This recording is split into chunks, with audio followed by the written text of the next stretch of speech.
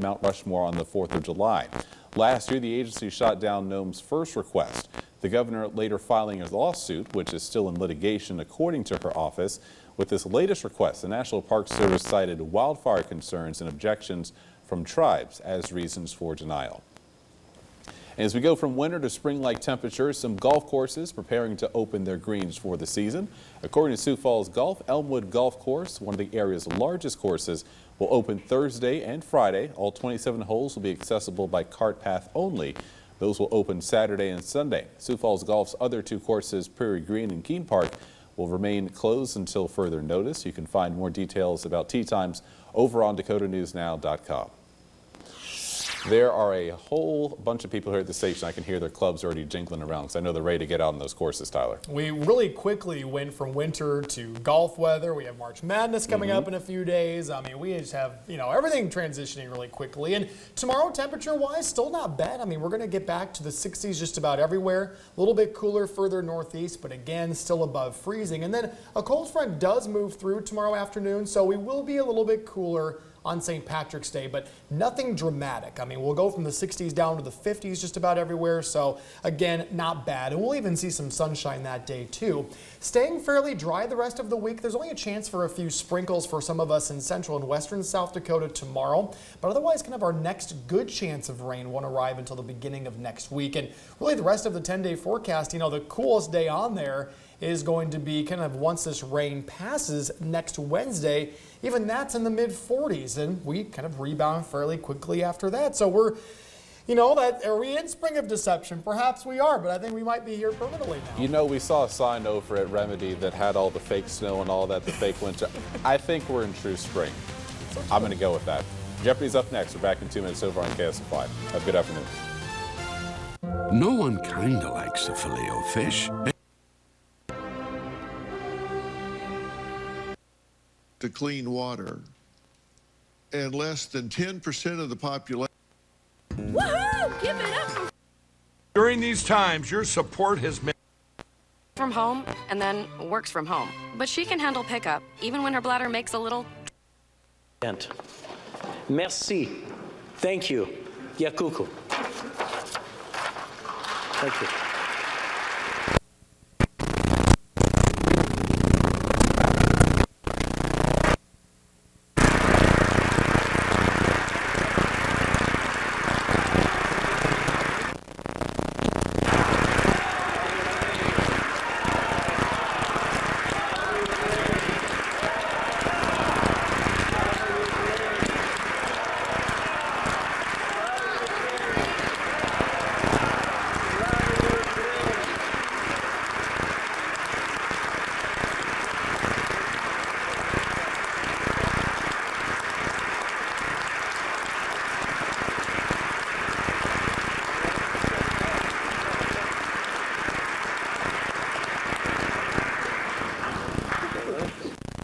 For being here.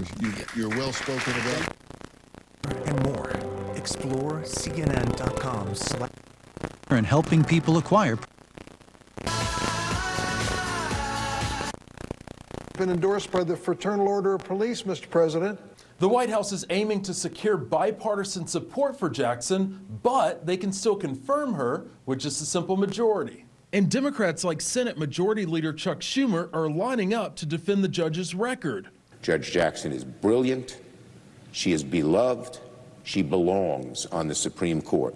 Schumer says she deserves broad bipartisan support. On top of her experience, she is unusually gifted at seeing and appreciating both sides of an argument. The White House says Jackson has started preparing for next week's hearings. She started practicing and studying and preparing, which I don't think surprises anyone. Reporting in Washington, Rashad Hudson. And a new report reveals even more details in the death of comedian and actor Bob Saget. That report, released today by the Orange County Sheriff's Office in Orlando, says fractures around Saget's eye sockets and bleeding around his brain were possibly caused by him hitting something, quote, hard, covered by something soft. Now, that leaves open the possibility Saget hit his head on a carpeted floor or lightly padded headboard on this hotel bed. Now, yesterday, at the request of his family, a judge ordered Saget's autopsy results never be publicly released.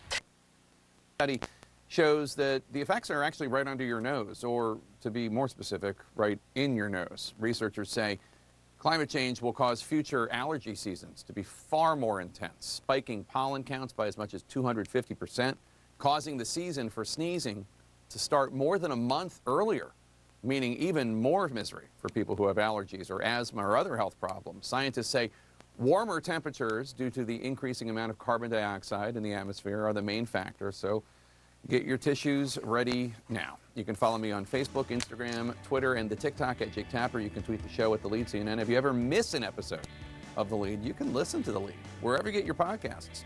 The whole 2 hours sitting right there for you to enjoy. Our coverage continues now with one Mr. Wolf Blitzer in the Situation Room.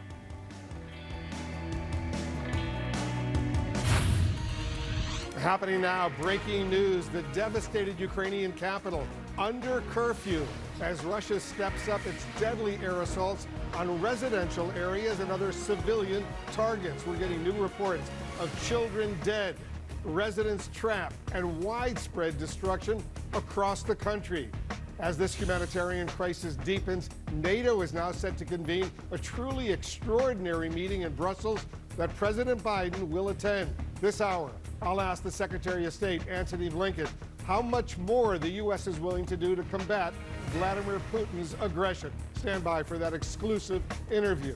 And our correspondents are on the front lines and around the world for CNN's continuing live coverage of Russia's war against Ukraine. We want to welcome our viewers here in the United States and around the world. I'm Wolf Blitzer. You're in the Situation Room.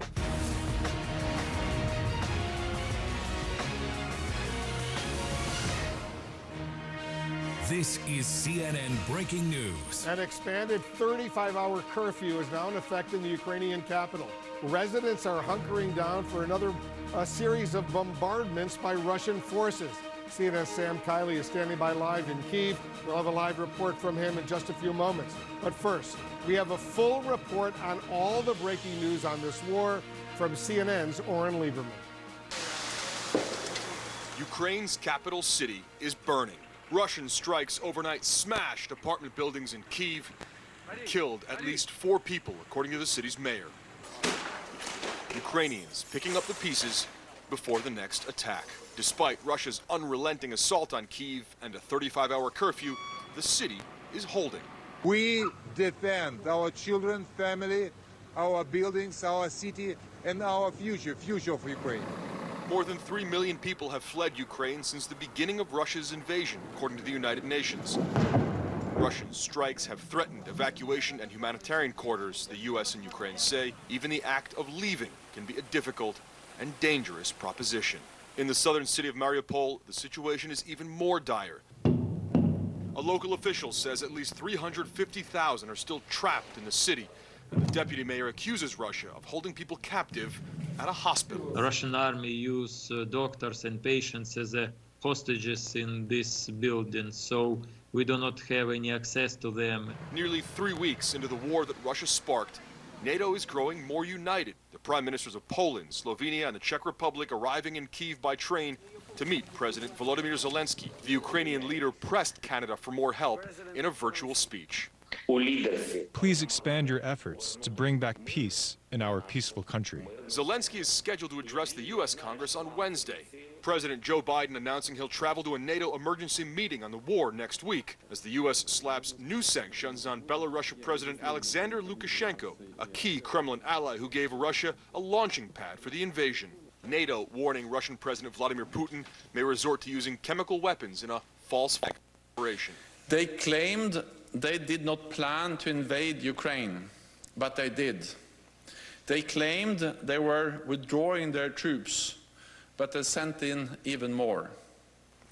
They claim to be protecting civilians, but they are killing civilians. It's not just Ukrainians who have paid the highest price in this war. Fox News cameraman Pierre Zakruski was killed outside of Kyiv when his car was struck by incoming fire. Ukrainian journalist Alexandra Kubshinova was also killed as they worked to show the real cost of Russia's war. Oren Lieberman, CNN at the Pentagon. Thank you, Oren. Also tonight, as President Biden is preparing to travel to that truly extraordinary NATO summit next week, he's also getting ready to deliver a response to the Ukrainian President Volodymyr Zelenskyy. Let's go to our chief White House correspondent Caitlin Collins. Caitlin, so what will President Biden say tomorrow after President Zelenskyy addresses this really significant joint session of the U.S. Congress? Yeah, we will hear from President Biden tomorrow after President Zelenskyy makes this speech. This speech, Wolf, where we know the Ukrainian president is expected to ask for more assistance from the United States, something that he has highlighted and thanked President Biden for in the past, but has still said he needs more of. And President Biden has said it has become exceedingly difficult to get that assistance into Ukraine as this invasion has now stretched into day 20, though he says they are still able to do so. And tomorrow he's expected to lay out what other assistance they plan to send to Ukraine. But Wolf, there are two areas that we know Zelenskyy plans to ask about tomorrow that the White House has said they are still a firm no on. That's the creation of a no-fly zone over Ukraine and also sending more fighter jets to the Ukrainian Air Force. The president has said he believes it is too risky to do that when it comes to the no-fly zone. He says it could entangle the United States in the Third World War. And the White House has said they've analyzed the cost-benefit of sending those fighter jets to Ukraine, and they think it's just too high risk at this time. So we'll see what President Biden says tomorrow about those requests from President Zelenskyy. And of course, Wolf, all of this comes as President Biden himself is preparing to go to Brussels next week for this extraordinary meeting with NATO leaders, though it still remains to be seen if he is also going to go to Poland. We believe they are planning for that to, of course, meet with the millions of refugees who have fled from Ukraine as this invasion has gone on. 3 million refugees so far have fled Ukraine. Thanks very much, Caitlin, for that report. Let's discuss what's going on with the U.S. Secretary of State Antony Blinken. Mr. Secretary, thank you so much for joining us. As you well know, obviously, the president will attend this truly extraordinary meeting of all the NATO leaders next week in Brussels. Is this purely a show of NATO strength, NATO force, or will they take new concrete steps to stop the Russian aggression? Wolf, it's a continuation of what we've been doing all along, which is bringing allies and partners together in support of Ukraine in very concrete ways, and to exert maximum pressure on Russia to stop the aggression that it's committing. And so the president has been in constant contact with his counterparts from throughout Europe, NATO leaders, the European Union, et cetera, and around the world. But this is an important opportunity to have everyone in the same room, in the same place, to continue to map out the strategy that has, as I said, exerted incredible pressure on Russia, as well as showing incredible support for Ukraine. I assume all 30 leaders of NATO will be there. Just moments ago, President Zelenskyy signaled that Ukraine won't join NATO anytime soon, saying, and I'm quoting him now, as saying, "For years we have been hearing about how the door is supposedly open to NATO membership, but now we hear that we cannot enter, and it is true, and it must be acknowledged." That's a quote from President Zelenskyy. Is that a direct concession to Putin? I don't think that's a concession. I think, first of all, it's a reflection of reality that even before this aggression by Russia, Ukraine was not going to get into NATO tomorrow. All the more reason why, as we've seen, when Putin was saying that their concerns about Ukraine centered on its admission to NATO, that was wrong. That was a lie. What this is about, what Putin's demonstrated it's about, is denying Ukraine its independent existence. But what we've done in support of Ukraine is to provide extraordinary security assistance that continues as we speak to make sure that Ukraine has the means to defend itself. As the risk of miscalculation, though, grows, the UN Secretary General says the prospect of nuclear conflict is now, and I'm quoting him now, within the realm of possibility. How real is the risk of this spiraling into nuclear war? Well, President Biden's been very clear that one thing is for sure is that we're going to avoid getting into any kind of conflict with Russia, and certainly avoiding anything that brings us to World War III. Some of Russia's loose talk about its nuclear weapons is the height of irresponsibility and goes against everything that we've said, including that Russia's said over many years about how a nuclear war is not winnable, something that was reaffirmed as recently as the meeting between President Biden and Putin back in this summer in Geneva. So we watch this very, very, very carefully. There's a lot of bad loose talk and bluster. At the same time, I have to tell you, we have real concerns that Russia could use a chemical weapon, another weapon of mass destruction. This is something we're very focused on. Unfortunately, we've seen them use or acquiesce to its use before in Syria, with Syria using these weapons, using them itself, trying to assassinate its opponents, including in the United Kingdom. So this is something we are very focused on. Well, if they do use chemical weapons, what will the U.S. and the NATO allies do? We've been very clear, including with Russia, with others, that there would be a very serious response, not just from us, but from the international community. I'm not going to spell it out here, but the consequences would be severe. Russia is also targeting civilians. They're attacking hospitals, schools. Why is the White House so far refusing to come right out and say what the Russians are doing right now, that's a war crime? We are documenting everything we're seeing.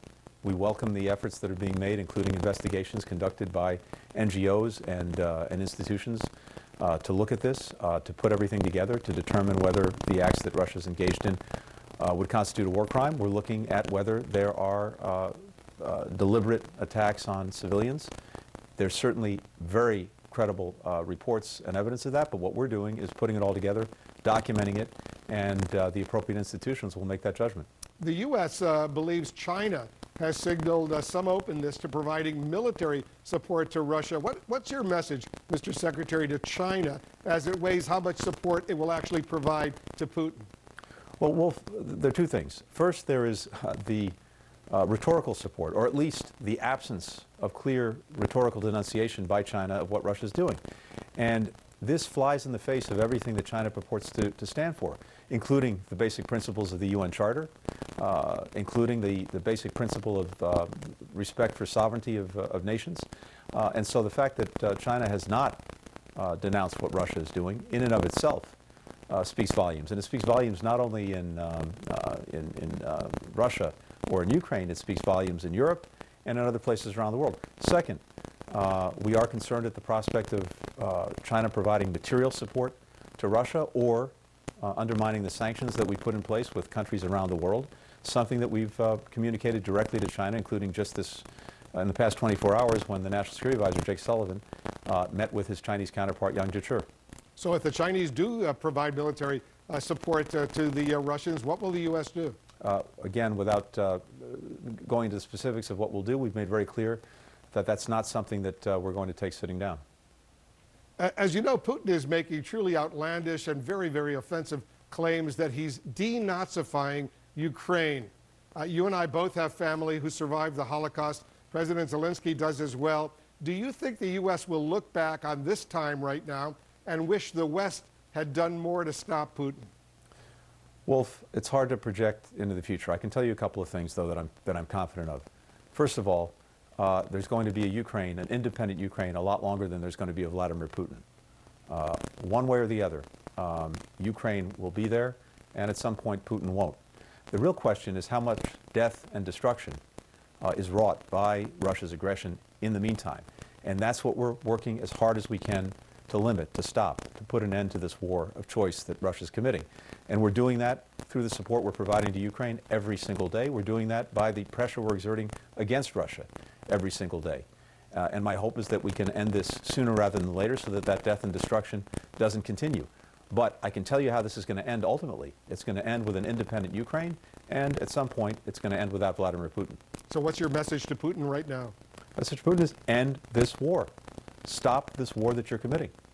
End the aggression that is unjustified, unprovoked. We've looked over many months at giving President Putin appropriate off-ramps to end this before the aggression, since the aggression started.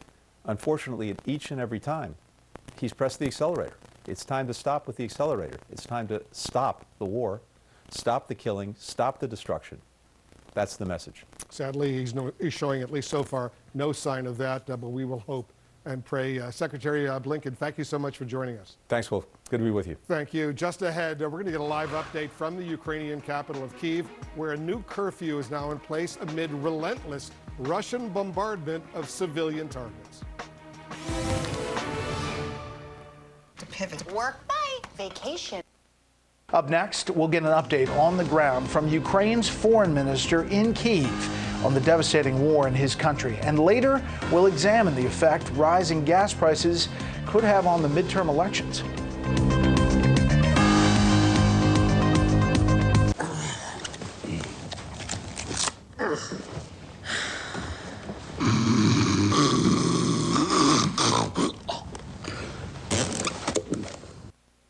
It's a remarkable moment of diplomacy where you had 3 prime ministers from European countries actually getting on the train here where I am in Lviv, taking the train to Kyiv, a city that is under shelling, a place that had 4 separate apartment buildings hit today by shells. The prime ministers of Slovenia, Poland, in that city tonight, meeting with the president of Ukraine. We'll see what comes out of that meeting. Of course, this on the heels of an address that he will give tomorrow to U.S. members of Congress. He will undoubtedly talk about the no-fly zone. He's posted another video tonight to the Ukrainian people in which he discusses NATO and Ukraine's role in NATO. He says that Ukraine is a strong country on its own. Maybe an indication, Ari, of what we will see in these continued peace negotiations. It has been a demand of the Russians that Ukraine drop its desire to be in NATO. You can bet that's being discussed tonight on the ground in Kyiv, and you can bet it'll come up tomorrow in that address as well, Ari. Cal, yeah, we touched briefly on that diplomatic meeting, although, as you mentioned, we don't know a ton of what comes out of it yet. But given that you're in country, what does it say that these leaders were willing to go there? Is that a show of confidence about the security situation or solidarity that they took on recognizable risk? You know, it seems to be both, and the thing that made it all the more extraordinary was they announced it ahead of time. I mean, the train that runs here from Lviv to Kyiv is carrying people to the front who are going to fight. It's carrying family members that are trying to rescue folks in the east. But it's a well-known train route. It is something that the Russians know is still running. And for them to announce it ahead of time, I think, is dual purpose. They're putting the Russians on notice that if anything happens to them when they're there, they will be at fault. But also they're making the point that they're willing to take that risk, that they're willing to take the risk is that the risks that President Zelenskyy is willing to take. And again, he's putting out videos every day that show he's willing to take this risk. And we're now seeing world leaders apparently follow his lead, Ari. Striking. Cal Perry, thank you, and stay safe. Coming up, we go live to Poland, where we were tracking the refugee crisis and the humanitarian aid. And that protester who crashed the Russian news show now speaking out about an interrogation. And later tonight, we turn back to domestic news. A lot going on in the world, but there is new evidence the Justice Department is releasing about those sedition cases, a secret meeting busted on tape, and some people who will be forced to wait in prison for their trials. Stay with us. I'm Dr. Brendan White. I've been an optometrist for 29 years now. I started taking Balance of Nature fruits and vegetables 20-something years ago, and I've been taking it ever since. My practice is called Envision Eye Health. We're all about preventative eye care. One of the things established from eye research is fruits and vegetables are good for our eye health. So I've always liked Balance of Nature from that sense. And the concept is clear from the title. This is the way our nutrition was meant to be acquired, through fruits and vegetables. So my favorite question I get when I'm working in my clinic is, Doctor, well, what do you do? And I tell them I take Balance of Nature. It's a great product, and I can't think of another product that has a more broad-reaching scale of things that it can improve in our health. Start your journey to better health. Call 1-800-246-8751 or go to balanceofnature.com, and don't forget to get 35% off your first preferred order by using discount code LOVE. It's the most wonderful time of the year, with the kids jingle belling and everyone telling you be a good cheer. Claritin provides non-drowsy symptom relief from over 200 indoor and outdoor allergens, day after day. Feel the clarity and make today the most wonderful time of the year. Live Claritin Clear. There's more to the ultimate driving machine than you might think. Multiple forces converging to create something uncontainable. Introducing the ultimate first-of-its-kind machine. The ultimate hair-raising machine. And the ultimate peace of mind machine. BMW, the ultimate driving machine. Hurry in, lease a 2022 BMW 330i xDrive sedan for $539 per month. Migraine attacks? Qulipta can help prevent migraine attacks. It can't prevent triggers, like your next period or stress.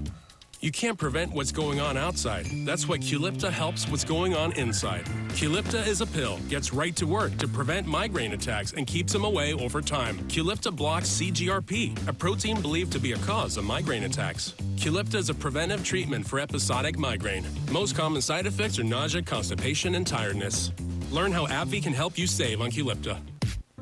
The games we know and love have a start and finish, but the people involved will always stand the test of time.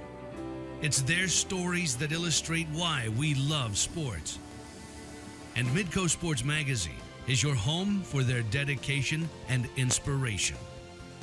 For the best in award-winning storytelling, tune into Midco Sports Magazine, Mondays at 6:30 p.m. on Midco Sports. My parents can always check my glucose levels just by looking at their cell phones. I share my numbers with my wife and my daughter, and if I'm out in the yard working or busy, she'll come out and tell me, hey, you're going too low. If I'm working hard, it makes me feel good that they're watching. When hurting feet make you want to stop, it's Dr. Scholl's time. Our custom-fit orthotics use foot mapping technology to give you personalized support for all-day pain relief. Find your relief in-store or online. Save us, children, please. Todd, Brian, first update us on what you're seeing in Kyiv. Well, Wolf, a short time ago, a U.S. defense official told journalists that the Russian forces have basically made no progress in the last few hours toward Kyiv. They remain roughly 12 miles, we think, Colonel, to the northwest and to the east of Kyiv. Talk to us about where they are around Kyiv. How will they try to take the city? And will this be some of the worst urban combat we've seen in modern times? Absolutely, Brian. Well, here's what's happening right now. So we have Russian forces in this area and right here, the northwest and the northeast and eastern part of the city. But Sam just mentioned that they are also probably in this area, so to the west of town.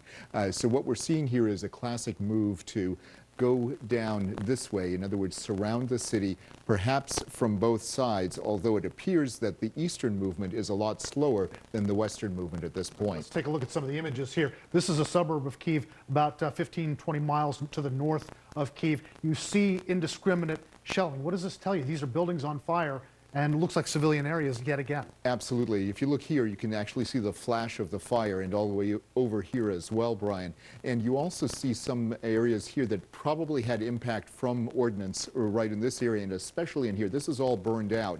These are civilian areas. There's not a single military target in this area at all. Incredible. Let's talk about a piece of the weapon system that we have not seen before. This is, according to the New York Times, today they used this on the Iskander-M missiles that they're firing, these short-range ballistic missiles, Colonel. It is a decoy, the New York Times citing an American intelligence official. Those missiles putting off these decoys about a foot long, shaped like a dart with a white body and an orange tail. How do they work? Well, basically what this is it's designed to actually pull the missile that is going after the Iskander that's trying to shoot it down, pull it away from that. So all heat-seeking missiles are actually diverted to this missile to shoot it down. It uses a mechanism within this tube right here to actually signal the missile that it's a heat seeker, or that it attracts a heat seeker, I should say. And then as a result of that, it pulls the missile in, so it shoots down this instead of the actual Iskander missile. Got it. So it looks like NATO forces probably have their hands on this, assessing it as we go. Thank you very much, Colonel Layton. We appreciate this. Wolf, it looks like Colonel Layton and I were talking, despite the Russian setbacks and the stalling, we believe they're reassessing as they go. They are very good at that, and they'll reassess on the fly and make continued pushes on some of these cities in the south and toward Kyiv. So don't look for them to be stalled for that long. In the meantime, they're killing a lot of men, women, and children in Ukraine. Guys, thank you very, very much, Colonel Layton and Brian Todd, reporting for us. Coming up, the Ukrainian refugee crisis surges past yet another awful milestone. More than 3 million innocent civilians, mostly women and children, now on the run from Putin's invasion, even if some make the heart-wrenching decision actually to return to their devastated homeland. With quality that's guaranteed for life, Bathfitter doesn't just fit your bath, it fits your high standards. Why have over 2 million people welcomed Bathfitter into their homes? It just fits. Call now or visit bathfitter.com to book your free consultation. As a struggling actor, I need all the breaks that I can get. At Liberty Mutual. Cut. Line. Cut. Liberty Mutual customizes your car insurance so you only pay for what you need. Cut. Liberty. Am I allowed to riff? What if I come out of the water? Liberty Bibbity. Cut. We'll dub it. Liberty Mutual customizes your car insurance so you only pay for what you need. Only pay for what you need. Liberty, liberty, liberty, liberty. Not everything was built to support a big guy like me.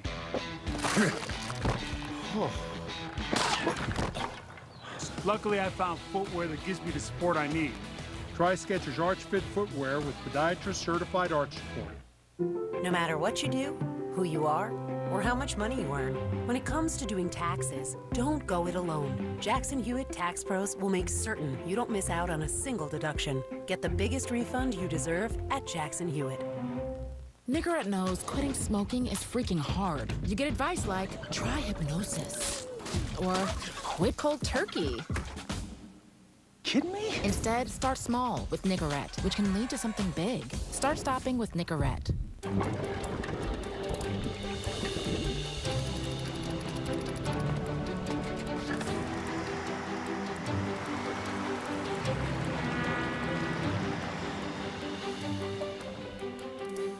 This is Vuity, the first and only FDA-approved eye drop that improves age-related blurry near vision. Wait, what?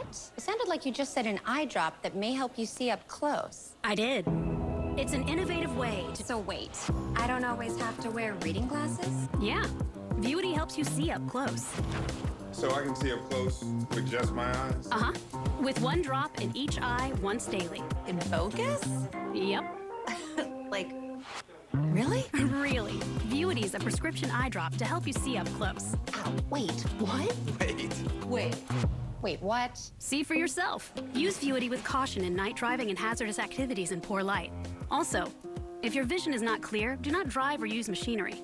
Contact your doctor immediately if you have sudden vision loss. Most common side effects are headache and eye redness. Ask your eye doctor about Vuity and see for yourself. Learn how to sign up and save at myvuitypoints.com. Now's the time for cleaner indoor air with an air duct cleaning from Stanley Steamer. You've known us for carpet cleaning, but we've been cleaning air ducts for over 20 years. We do things the right way, cleaning your entire system. So if you need an air duct cleaning, call 1-800-STEAMER today. This is CNN Plus. There are 5 things you need to know. That's a lot of excitement. Our most upvoted question. Never. Relax. Shop over 100 models. South wind means not going to fall off that much overnight. In Aberdeen right now, beautiful 65, falling into the upper 30s by midnight, but otherwise a nice evening for you. And finally for Pierre right now, it is 72, and we'll be in the 40s here later on this evening. Our 10-day forecast shows more nice weather on the way. Cooling off a little bit for St. Patrick's Day and Friday, but boy, we'll still take 50s and then right back up into the 60s as we head into spring there on Sunday. All right, Phil, thank you. You're welcome. World News Tonight is next here on KSFY. Dakota News Now does continue in 2 minutes. We will see you at 5:30 over on KDLT. I turned the camera forward too quick. There it is. Thank you. Good night, everybody, from Courthouse Square.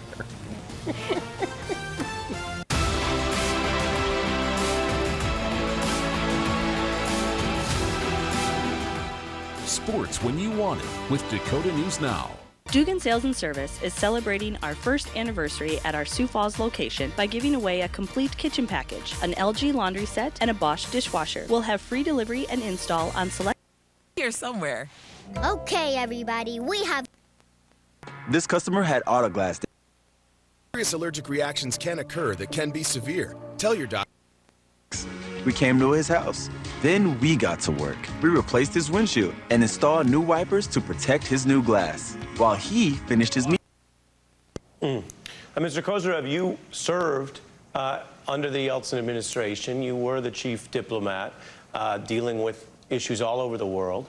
When you look at this situation, what does it tell you as we look at the nexus, the link between the disinformation coming out of the Kremlin and the situation on the ground, that rather than selling this war, which is a feature in many countries, justifying this war, Mr. Putin has decided that his best domestic message or propaganda is to disappear this war, to pretend that it either isn't happening at all or that it is so minor as to not be the land war, the greatest land war in Europe since World War II, which it in reality is. And I say as an addendum to that question, the protest signs aren't saying always that war is bad or Putin is bad. Some of the protest signs just say, by the way, there is a war. What does all of that say to you as someone who's been on the inside? Well, I think he overestimated his ability to conquer and his army's ability to conquer and weakness of Ukraine. And that's why he termed it an operation, meaning probably that it's just something limited in time and maybe even limited in scale, because he thought that it would be very easy. But he failed. I mean, it's a real war now, and he does not want to recognize it himself, I think. And definitely he does not want Russian people to understand what is happening.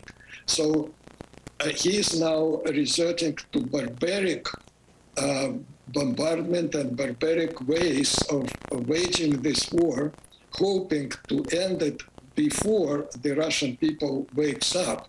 And what will wake up Russian people?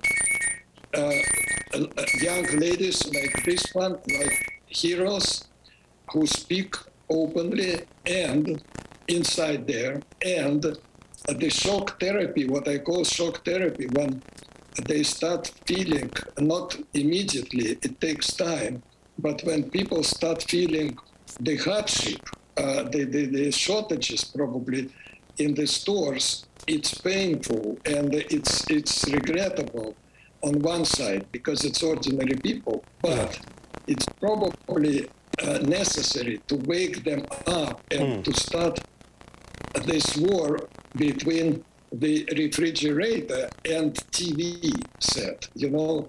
Yeah. And so far, TV set is winning, still winning over refrigerator. But when refrigerator becomes empty, that might be a different contest between refrigerator and TV.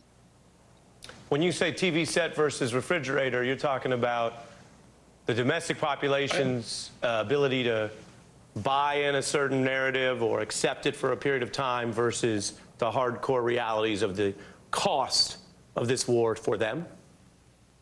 You know, most of the young people, they don't even watch TV because they try to take their information from internet because they know that those are lies, as Marina said. But many other people, elderly people, and people who live outside of big cities like Moscow, St. Petersburg, they still watch TV.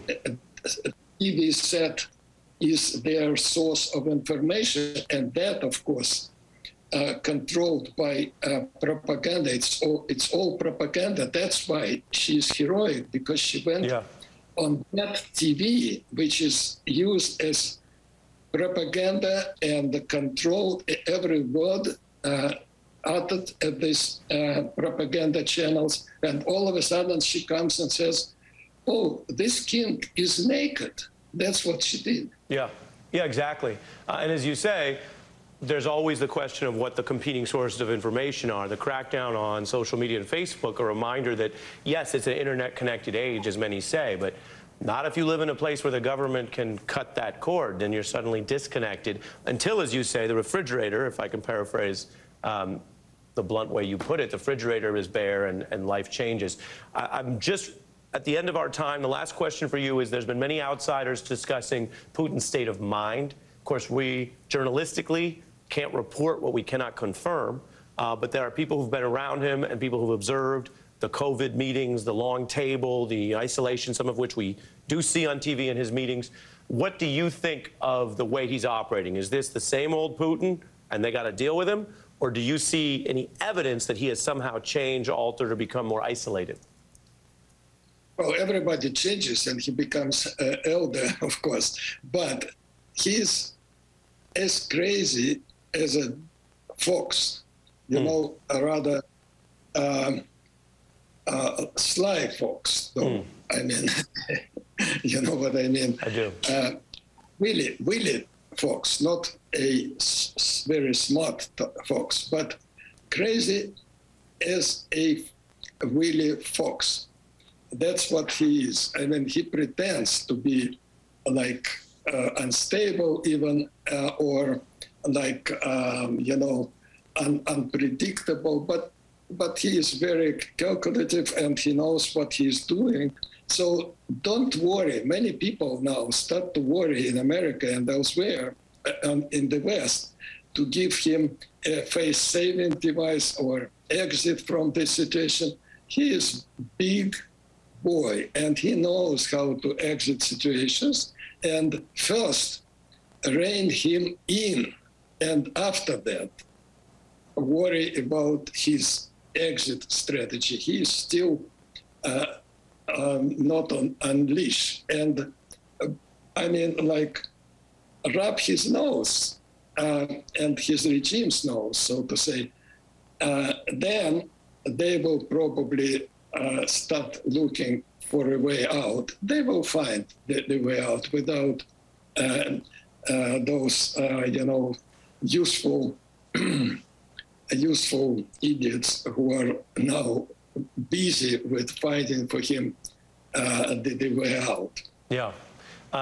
Always interesting speaking with you. We speak to a lot of experts, people with different types of experience or time in the field.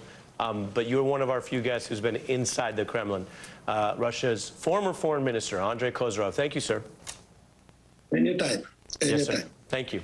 We're also getting new reporting on those blasts in Kyiv.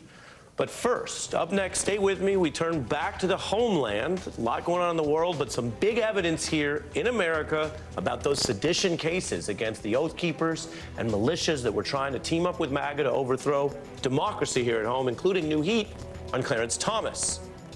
I'll explain. Looking to get back in your type 2 diabetes zone? Once weekly Ozempic can help.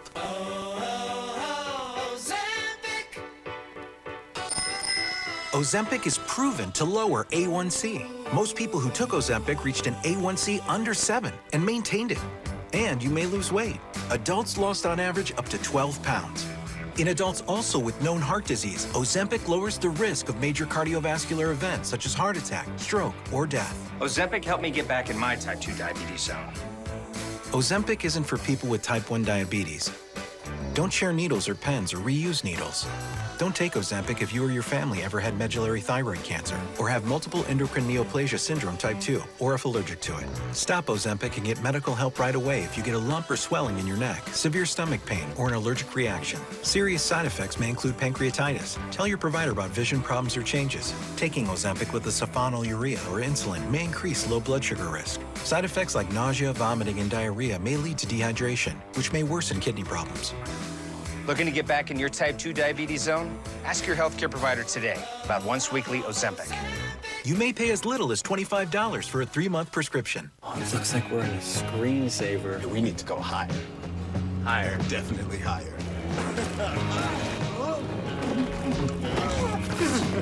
We're like yodeling high. Yodeling? No, don't do that. We should go even higher. Yeah, let's do it. Oh. I'm good. Me too. Adventure has a new look. Let's go lower. Lower. That sounds good. Discover more in the all-new Subaru Outback Wilderness. Love. It's what makes Subaru, Subaru. At JP Morgan, the only definition of wealth that matters is yours. It can be a smaller house, but a bigger nest egg, a goal to work toward, or the freedom to walk away. With 200 years of experience, personalized advice, and commission-free trades on an award-winning app, we're working for you. Planning, investing, advice. JP Morgan Wealth Management. It's the most wonderful time of the year. With the kids jingle belling and everyone telling you be a good cheer. Claritin provides non-drowsy symptom relief from over 200 indoor and outdoor allergens, day after day. Feel the clarity and make Google Nest Door. Designed to defeat cruise-type missiles as well as aircraft. defeat threats by shooting them out of the sky. If the missile is intentional or it's just an errant missile, what can this do? Regardless of intentional or accidental, the system actually does not have a means of discriminating against those. It identifies threats, and we have the ability of defeating those threats. When did it get here? So these systems have been on ground for about a week. I feel like things are ramping up. Well, so I know there's a lot of tensions right now. Tensions high as the war gets closer to NATO's doorstep. A Russian missile hit a military facility just 15 miles from the Polish border on Sunday. And local reports say a suspected Russian drone was found in Romania. It's not just the U.S. adding Patriot missiles. Germany and the Netherlands are deploying them too. The airport we visited is also used as a way station for weapons going to Ukraine. Today we saw what appeared to be a convoy of trucks leaving the airport, heading for the border. The U.S. is bringing in more than just weapons. There are now 100,000 U.S. troops operating in Europe for the first time since 2005, including those at the site of the Patriot batteries. Major General Gregory Brady is in charge of the Army's missile defense systems throughout Europe. We saw 2 Patriot missile systems today. How would you describe their state of readiness? Well, we always are maintaining a high level of readiness. They are here ready to defend against any type of aerial threats that could threaten NATO territories. Ready for anything and always on alert. They just told us we had to go. This Humvee just pulled up and said, it's time to leave. That was our exclusive tonight with American soldiers here. We're also learning more tonight about the fate of a Russian state TV employee who staged a bold on-air protest against Putin's war. She appeared in a Moscow courtroom today. Here's CBS's Deborah Pata. An extraordinary act of defiance in a country where there is zero tolerance for criticism of Russia's war on Ukraine.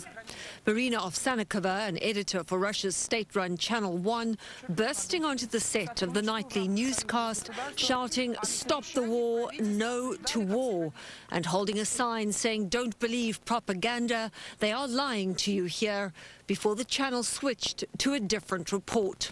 In a video posted online before her demonstration, she explained she was ashamed she'd let the Russian people be, quote, zombified. Ovsyannikova was promptly arrested and appeared in court today, where she was fined $280 for an illegal protest. Speaking outside the court, she said she was exhausted and needed to rest after being questioned for over 14 hours with no legal assistance. There are fears she could still face more serious charges at a later stage. It's not the first time Russians have spoken out against the war. There have been widespread protests across the country with as many as 15,000 police arrests. Earlier this month, the Kremlin passed a law that carries up to 15 years in prison for spreading any views on the military it deems false. We've seen with many dissidents, harm finds them later in life when Putin's thugs exact their revenge. Deborah Pata, CBS News, London. Back here, nearly half of the 3 million refugees that have fled Ukraine are children, while millions of others remain behind. Some of the most innocent victims trapped in the crosshairs of the war are those whose lives are just beginning. We get more on that from CBS's Charlie D'Agata in Kyiv. The sound of new life below ground drowns out the air raid sirens and explosions above. A basement serving as a bomb shelter nursery for 21 surrogate babies. When the war broke out, it became too risky for their biological parents to come and get them. I think he's hungry. Hecka and Gerhard Gottschalk's journey from Germany to pick up their son Leonard meant braving a 12-hour train ride straight into the war zone. You must have thought, when the war started, you have a son here. Yes. We have to go. It's horrible. Horrible. And but we want to early took them home where he is safe. Under Ukrainian law, biological parents have to be present in order to claim their nationality and citizenship, which leaves these babies in a sort of legal limbo. Of course, there is a more pressing and urgent concern. If this war worsens, how can these babies be kept safe? For now, it's down to this small team of nannies. Antonina says staff sleep for an hour at a time. It's very scary here, she says, looking after these defenseless babies. We can only hope it's over soon. It may be over soon for Leonard and his parents after the long train ride back to the Polish border. I think I can later told him what it's happened this time. Maybe, I don't know. We risk our life for him, and that's it. The surrogacy industry in Ukraine is thought to be one of the biggest in the world. It's one of the few countries to offer surrogacy to foreigners, including Americans. By some estimates, there may be as many as 500 women carrying babies for foreign parents. Nora? Such an incredible story. Charlie DAKOTA, thank you. Well, still ahead on tonight's CBS Evening News, the breaking news on a possible fourth COVID shot for seniors. And authorities explain how they caught the suspect wanted in a string of attacks on homeless people. And will turning back the clock soon be a thing of the past?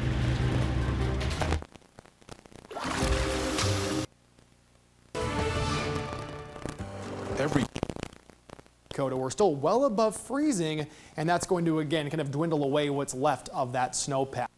In Europe, I think it's a bit more transmissible. That's causing a bit of an uptick. Obviously, they've gotten rid of all mitigation measures, no masking, no distancing.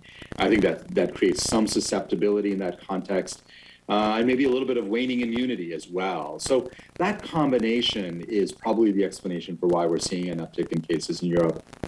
And Stephanie, Dr. Jha talked about some of that mitigation being dropped in parts of Europe, but the masks and other measures have been dropped here. So what's he most concerned about here at home, given these surges elsewhere, reminding us we're not done yet? David, Dr. Jha says what worries him the most is that so many Americans are still vulnerable. He says many more people need to get vaccinated or boosted. And he also says that even though we wish this pandemic were over, it is not. But we now have the tools to manage it in a much more effective way. David. All right, Stephanie, thank you. And one more note on the pandemic tonight. We learned late today that second gentleman Doug Emhoff has now tested positive for COVID. The White House says Vice President Kamala Harris has tested negative. She was with the president earlier today for a bill signing. The president was last tested Sunday with a negative result. To other news tonight, and the arrest of the suspect wanted for allegedly shooting 5 homeless men in Washington, D.C. and New York City, killing 2 victims. Here's our Chief Justice correspondent, Pierre Thomas, now. Tonight, the dramatic arrest of a man police feared wanted to be a serial killer. 30-year-old suspect Gerald Brevard III, accused of terrorizing the homeless in Washington, D.C. and New York City. Apprehended at 2:30 this morning in Washington. At first, he tries to run, but surrenders as ATF agents, guns drawn, move in. We've got our man. Brevard is accused of a crime spree where he allegedly shot 5 people, killing 2 over a span of 10 days beginning March 3rd. In this disturbing scene in New York City Saturday morning, the suspect kicks a homeless man, appears to look to see if anyone is watching, and then fatally shoots him. According to authorities, the attacks were random, and the suspect did not know the victims. The ballistics showing the same gun was used in both cities. Brevard has been charged with first-degree murder and 2 counts of assault in Washington. Additional charges are expected in New York. David, police say the suspect had a history of mental illness and violence. His father saying tonight the judicial system failed. David? Pierre Thomas tonight. Pierre, thank you. When we come back, could we soon be done changing our clocks twice a year here in the U.S.? Migraine attacks? Qulipta can help prevent migraine attacks. It can't prevent triggers like stress or changes in weather. You can't prevent what's going on outside. That's why Qulipta helps what's going on inside. Qulipta is a pill, gets right to work to prevent migraine attacks and keeps them away over time. Qulipta blocks CGRP, a protein believed to be a cause of migraine attacks. Qulipta is a preventive treatment for episodic migraine. Most common side effects are nausea, constipation, and tiredness. Learn how AbbVie can help you save on Qulipta. Faces get all the love. What about the body? New Dove Shower Collection is infused with hyaluronic and peptide serums to make your skin feel smoother and more radiant. New Dove Body Love face care ingredients now in the shower. Helping them. Heartbroken by a woman named Linda. Charlie, we're having a meeting. And Relief Factor and President Biden, Americans would no longer have to set their clocks back an hour and lose afternoon daylight in the fall. It wouldn't take effect until November 2023 to give the transportation industry time to adjust its schedule. I kind of think it's a good idea. All right, coming up next, we end tonight on a high note from New York's famed Metropolitan Opera House and a concert for Ukraine. Meet Ron. approved over the counter as. So much of what we do to meaning no longer changing clocks twice a year. Senators passing the Sunshine Protection Act. The House leadership tonight now looking at the measure. No word if or when the House will vote on this. When we come back, the big potential move by Starbucks. It could affect anyone buying a coffee. With less moderate to severe.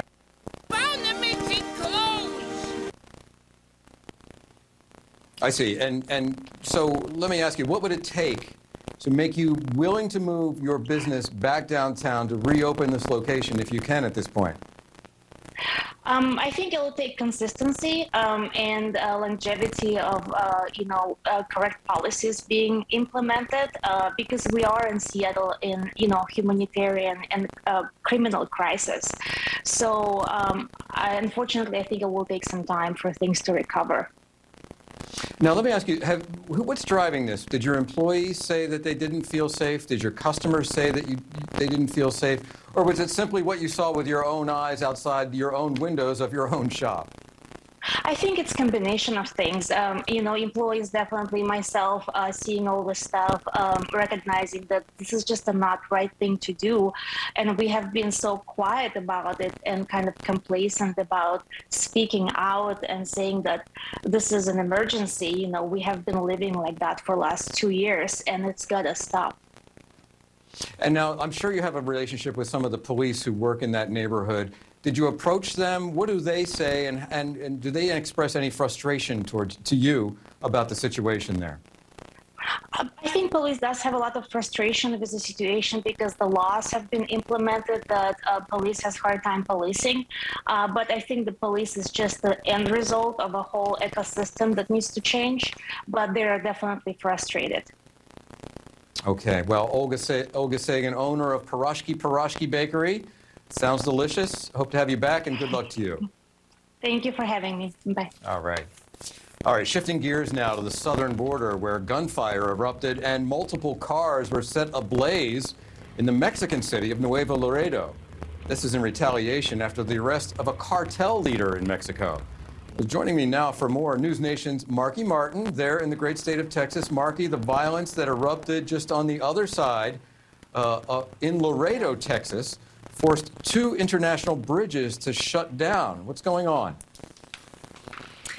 Yeah, hey, Vic, I'm sure you've already played some of it, but we have video of that destruction, that violence. We're talking about 18-wheelers, charred tractor trailers lining the highway, gunfire erupting, a grenade that exploded at the U.S. consulate, as you just mentioned. All of this happening in Nuevo Laredo. That's the Mexican sister city of Laredo, Texas. And this violence, this attack happening after Mexican army officials swooped.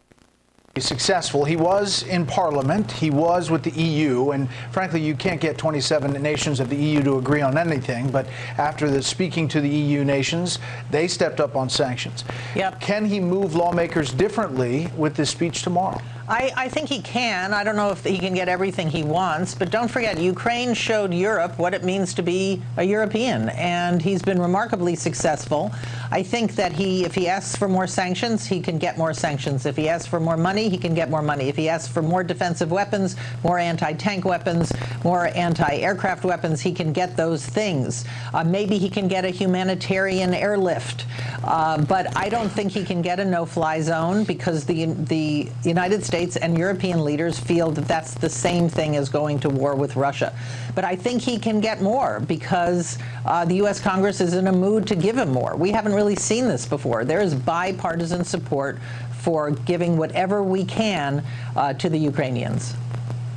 Matthew, a lot of questions about what Putin's ultimate goal is and what is the stopping point. What does he need to get to hit this, you know, it's cliche, but to hit the off-ramp and to stop doing what he's doing. We've been covering Ukraine for a long time. I did an interview back in 2016 with then Ukrainian President Petro Poroshenko, and we talked about Putin's vision, his goals. Take a listen. He's extremely unpredictable.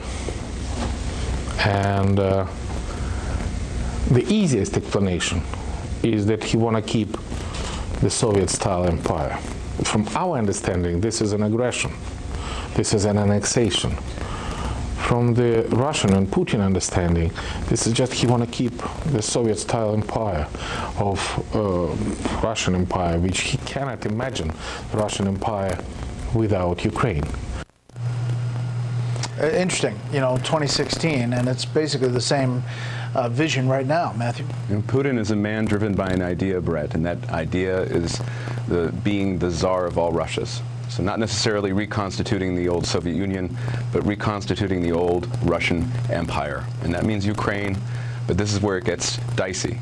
Because if Putin is not stopped in Ukraine, if he is not bogged down in an endless quagmire there, he's going to turn to some of the other parts of the old Russian Empire. And that includes the Baltic states, and that includes NATO, and that includes Poland, all of which are members of NATO. And so it's very in America's interest to stop him here, to bog him down here, and give everything we can to the Ukrainians to make this war as costly for Putin as possible, in the hopes eventually that he might lose it and even lose his own power at home, because otherwise his ambitions will only grow with the territory he seizes. Bill, we've talked a lot about gas prices as they are very high across the country. Price of oil took a dip today, but there is this effort about Venezuelan oil and Iranian oil, Saudi Arabia. Here's the Transportation Secretary talking about the long-term vision for the Biden administration. The deal would reportedly not even touch Iran's ballistic missile program. So Iran lobs missiles toward our facility.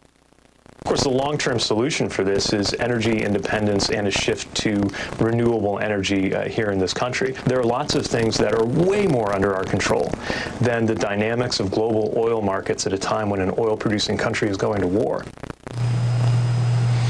Senator McConnell talking about the Iran deal at the beginning there, but Transportation Secretary Buttigieg saying what? That this can happen now, this move, Bill? No, it can't happen now. And if you're unhappy and if inflation is hurting your family big time, or if you're a trucker, you're paying twice as much, just wait 20 years and we'll be okay. We'll be fine. We'll make the transition. With Hep C behind me, I feel whole body want to stop? That's a huge victory. Get yours, built from the ground up with your choice of colors, wheels. Buy to take your order. 800-36.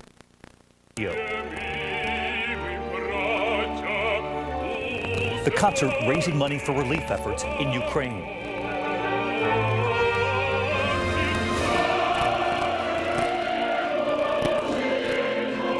Standing center stage, his hand over his heart, that 24-year-old baritone, Vlad Boyarsky. From Ukraine, his family still there. Vlad telling us he's now finding new strength and solidarity in that song. It was so hard to, to not cry, because I understand that it's like the whole world with us. They support us. So I want to say thank you, and I really appreciate to everyone.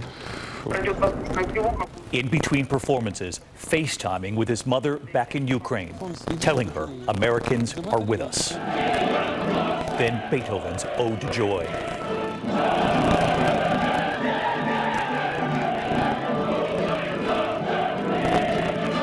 A performance for the people of Ukraine.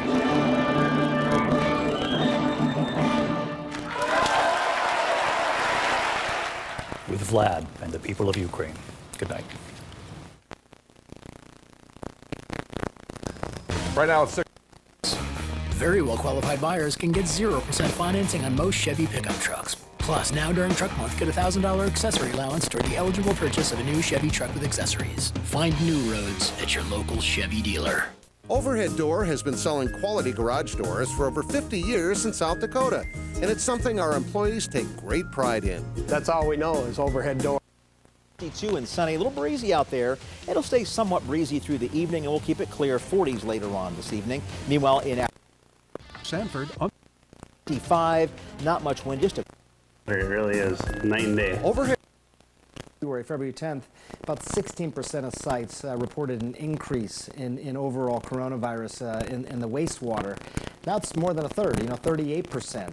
So what this leads to ultimately in terms of mitigation measures, I don't know. And that's obviously a question that's science and then the policy, and it may be different in different areas around the country. But I think, we got to pay attention to these signs and what's happening in Europe. We certainly will. Dr. Sanjay Gupta, as usual, thanks very much for watching, and to our viewers, thanks for watching as well. Aaron Burnett out front starts. Tonight, as Russia steps up its bombardment, Ukraine's capital now under an extended curfew, and the White House announcing President Biden will travel to Europe for a summit with world leaders. Russia intensifying its attacks on civilians, a strike on Kyiv apartment buildings killing at least 4. As the crisis worsens, President Biden set to attend a NATO summit in Brussels next week.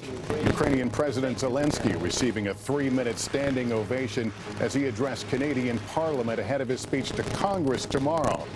Also, the tragic loss, 2 members of the Fox News team killed in an attack that also wounded a correspondent, and the protester who disrupted Russian state TV. What happened after her arrest? Just in, Pfizer requesting FDA authorization for a 4th COVID shot. Who would it impact? And late word, the husband of Vice President Kamala Harris testing positive. The arrest in deadly attacks on the homeless in New York and D.C. Police with guns drawn, capturing the suspect at a gas station. How they tracked him down. The surprise vote in the Senate. Is this the end of changing the clocks? And my one-on-one with drummer turned director Questlove. His documentary, a critically acclaimed music time capsule, now up for Oscar Gold. This is NBC Nightly News with Lester Holt. Good evening, everyone. In Ukraine, the continuing assault on civilians by a flailing Russian army has the world shaking its head. Aerial attacks on Kyiv are increasing. Stunned survivors, their worlds already turned upside down, driven from their apartments, and for many, now driven from their own country. Estimates that nearly 3 million people have left Ukraine. Over 75,000 Ukrainian children becoming refugees every day. Their voice to the world, President Volodymyr Zelenskyy appealing to Canada's parliament in a speech today, speaking in personal terms, asking them to envision missiles and shells falling on their cities, on their citizens, on their children. Tomorrow, Zelenskyy will renew his call for more American support in a planned virtual address to Congress. And underscoring the urgency of the moment, the White House announced that President Biden will travel to Brussels for a summit of NATO leaders next week. While the deaths of 2 more journalists covering the war, reminding the world of the danger and risk faced by those bearing witness to what is happening. Richard Engel leads our coverage from Kyiv. In wars, front lines are never clear, but now Ukrainians are being targeted just for being in their homes. Russia shelled a building in the city of Kharkiv, burning the apartments of people trying to ride out the war. Russia attacked another apartment block in Kyiv, killing 4. And this is what's left of a subway station here. But while Russia is breaking buildings, the will to fight and pull together remains strong. This is one of Kyiv's main subway stations, and you can't get more central than this. In some ways, it shows that Russia is expanding its military reach, hitting right into the heart of Kyiv. But it's also a sign of weakness because Russia's front lines, its tanks and armored vehicles, haven't been advancing. So instead, Russia is relying on its long-range weapons, its rockets and artillery to carry out attacks like this, which are generally unguided and just hit civilians. Upstairs, the station is ruined. But down below, Ukrainians are hiding from Russian attacks. In a parked subway car that's been her home for more than a week, Tanya heard the blast up above. Why do you think Russia's doing this? Attacking the center of the city, attacking the places where people are trying to hide from the bombings? So that they can take some land from us, she says. They've already destroyed so much in Kharkiv and areas of Kyiv. It's like they don't have enough. They want more. In the corridor is Alina, her family, and 3-year-old daughter, Anna. We're scared because no matter where you are hiding, the danger can follow you. Today, Ukraine's President Zelenskyy, who's sharply criticized President Biden and NATO for not doing more to help Ukraine, accused the West of being hypnotized by Russian aggression, too worried about how President Putin will react, and making an impassioned plea to Canadian lawmakers for a no-fly zone. Can you imagine that? Cruise missiles are falling down on your terrain, and your children are asking you what happened. He got a 3-minute standing ovation. But Russians never hear that message until last night when a producer rushed on the set of Russia's main newscast with a sign that said, "No war," and "Don't believe the propaganda." The journalist was detained and given a small fine, but could face harsher penalties. She spoke outside court today. It was my own anti-war decision. Other journalists are being silenced forever. Fox News announcing the death of cameraman Pierre Krzyzewski, a veteran of conflict zones, killed in the same attack that seriously wounded correspondent Benjamin Hall. A Ukrainian producer and translator working with the team, Oleksandra Kushinova, was also killed. She was 24 years old. With ceasefire talks ongoing, President Zelenskyy today suggested what could be a major concession, saying Ukraine could accept security guarantees in lieu of NATO membership, which Russia strongly opposes.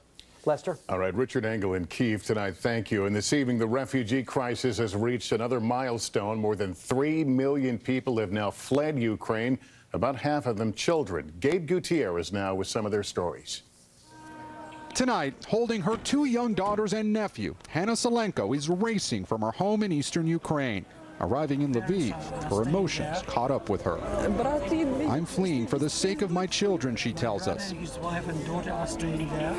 UNICEF now says 1.5 million children have been forced to leave Ukraine. That's around 55 children every minute of the war, or almost 1 every second. Today, from the Netherlands to Belgium to France, where President Macron comforted refugees, more of Europe felt the strain of the growing crisis.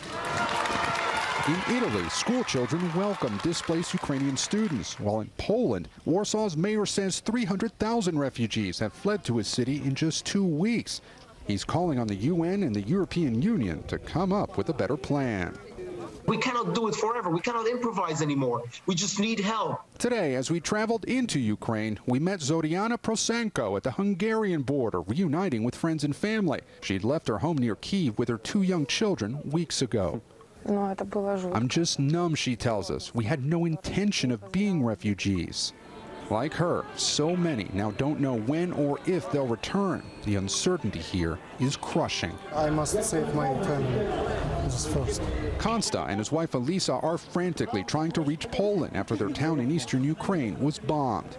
Among their baby's first words, she's 10 months old and already knows war too well. The trauma among these families is hard to fathom, as you saw firsthand, Lester. Most upsetting for them, there seems to be no end in sight. Yeah, Gabe, thank you very much. Tonight, the White House announcing President Biden will attend a NATO summit in Brussels to discuss Ukraine. Kristen Welker is at the White House for us tonight. Kristen, what's at stake on this trip? Well, Lester, President Biden will attend that high-stakes summit with 30 NATO leaders next Thursday. A key goal will be to showcase the U.S. and its allies' unified opposition to Vladimir Putin's invasion. But the pressure on President Biden to do more to help Ukraine will likely intensify tomorrow when Ukraine's President Zelenskyy addresses Congress virtually. Zelenskyy is expected to again plead with lawmakers for a no-fly zone and for those military jets that Poland wants to give Ukraine. But President Biden has opposed both, saying those moves could cause World War III. Now, a no-fly zone is not widely supported in Congress, but there is growing bipartisan support for giving Ukraine those Polish fighter jets. The White House today saying the president still opposes it Mr. Biden will give his own speech discussing new aid to Ukraine after President Zelensky's address tomorrow. Lester. Okay, Kristen, thank you. Tonight, the story of this war from one city to the west of Kyiv that has come under constant and deadly bombardment by Russian forces. Matt Bradley now with a raw portrait of what is left behind. Like so many of Ukraine's cities, Zhytomyr's civilians are paying the price for Putin's war. No one died when this high school was destroyed, but the devastation remains. How does it feel coming back here? The memories? Нам дуже боляче, і ми просимо допомоги на... Svetlana used to teach here. Her daughter went to school here. Is Vladimir Putin waging his war on children? Ми не робили нічого такого, що могло спровокувати те, що ми бачимо на сьогоднішній день. It's a confused kind of anguish. No one here can figure out why the Russian army destroyed these places. This used to be a military barrack, so it could be considered a legitimate target, but all of this is civilian, just collateral damage.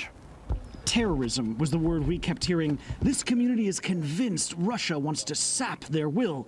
Tomorrow, there could be Russian soldiers in the streets. What will you do then?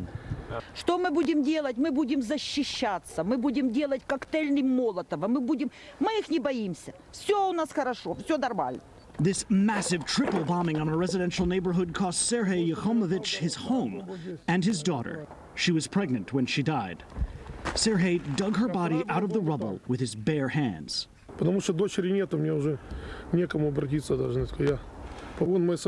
As we spoke, Sergei spotted his cat, who had been missing since the shelling. He had thought she was gone. Now she's among the few things he has left. Matt Bradley, NBC News, Zhytomyr, Ukraine. The scenes of those leaving Ukraine have been heartbreaking, and for those we see at the train stations, at the border, agonizing decisions we don't see. Molly Hunter with one family's struggle and the bonds of friendship an ocean away.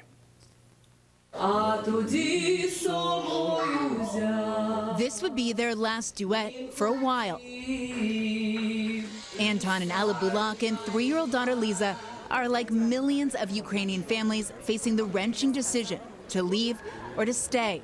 By the time we meet them in Lviv, they've already made the 350-mile journey from their home in Kyiv, reluctantly. Finally, I said, hey, Anton, you need to get out of Kyiv. American Pete Yednak was traveling in Ukraine 13 years ago on vacation when he met Anton. They've been best friends ever since. Godfather to Liza, Pete's been watching the war from Wisconsin. We were having these conversations every day, Anton says. He started screaming at me, you have to get out. If I be alone, don't... You would stay? Yes. But you have Alla and you have a daughter. Yeah. I'm waiting to get to passport control. Last week, Pete flew from Wisconsin all the way to Poland and then crossed the border to talk to his friend in person. We will be to Lviv in about an hour. He's my best friend in the world, and I'm here in Ukraine despite everything going on because of that friendship. And he's a very loving husband and father, and so devoted to his family. So it's definitely going to be tough on him. As a young man, Anton can't leave the country, and Alla doesn't want to go abroad by herself. Are you afraid? No, she's very afraid. She's afraid. She's afraid. After our interview, the family makes the decision. Pete would accompany Alla and Liza to Poland, then hopefully on to the U.S. We come back as they're packing up. Liza knows she's going to say goodbye to her dad, but doesn't understand why. Are you nervous? Anton walks them into the train station. Stay safe. I will. And the heartache sets in. I will. Anton on the phone with his wife and daughter. Finally, the train departs. Anton gathers his things, one backpack and the family cat. I hope I'll be all right. He has done all a father can. Molly Hunter, NBC News, Lviv, Ukraine. Decisions and dilemmas most of us can't even begin to fathom. We'll take a break in just 60 seconds. A suspect arrested in those deadly attacks on homeless people in New York and Washington. How police tracked him down. And important news about COVID vaccine booster shots to share. He said, for years we've been hearing about how the door is supposedly open to NATO membership, but now we hear that we cannot enter, and it is true, and it must be acknowledged. Obviously, this was maybe the bare minimum of what Putin would have accepted before this, if even anything. Does it move the needle now? It's too little, too late. Putin has sent his troops in. He's lost troops in battle. That's not going to be enough for him to end this campaign. He still wants to overturn the government. He wants to neutralize his country, make it a neutral country.